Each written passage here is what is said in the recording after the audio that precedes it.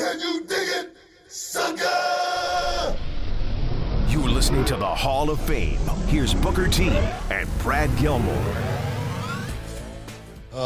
We got so much on the list, man. But first, I want to get started with showing out a little love.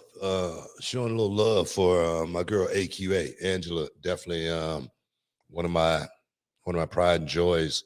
Got a shot in WWE that didn't work out. Got a shot in AEW. She seemed to now say she's going to be stepping away from pro wrestling for a minute to work on, herself. And I get that. One thing I want to say about, like some of my stars, like AQA, like Kylie Ray. When you get into this business, like really, really young, just like Roxy is right now, I was like so worried about Roxy getting into this industry at 20 years old, just because I know how much of a whirlwind it really, really is, and how much that whirlwind could take you by storm. I'm serious. I was, you get in the book. I had been through all that. By the time I got to WCW, I was a grown ass man that was ready to fight and rip somebody to shreds, and get fired at the same time. When I got into it, I wasn't, young and impressionable or anything like that. And when you get into it, it can be something totally the opposite of what you thought it was. You see, the stuff Ember Moon had to go through. So I say that, getting to my point, meaning, when you're young and getting in this business, man, it could be a whole lot to handle, more so than anything. So I can understand AQA stepping back and say, man, let me reanalyze this and let me refocus, and more than anything, try to figure this thing out. I say that looking at a guy like a young Drew McIntyre having that same success at such a young age, and it was just overwhelming for him. And I've seen so many young guys come through this business. We heard the stories about Rene Dupree being a young kid on the roster. So understand, it's nothing more than, just being young and trying to figure this thing out. And hopefully that's what she'll do and regroup.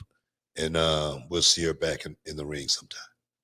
Yeah, I mean, obviously it's always bittersweet, right? When somebody who you've seen their entire career steps away. Always loved Angela. Her and I always had a great relationship at the Reality Wrestling, and I was so proud of her when she got to NXT. And so I remember seeing Shawn Michaels put a tweet out talking about how great AQA was, and then she gets released from there or whatever. It doesn't work out, goes to AEW. I was just still happy to see her get a shot. I haven't spoken to her yet, but again, it doesn't matter. I know people are out there watching like, man, how could you step away from something that like that's such a huge opportunity? WWE, AEW, living out your pro wrestling dream.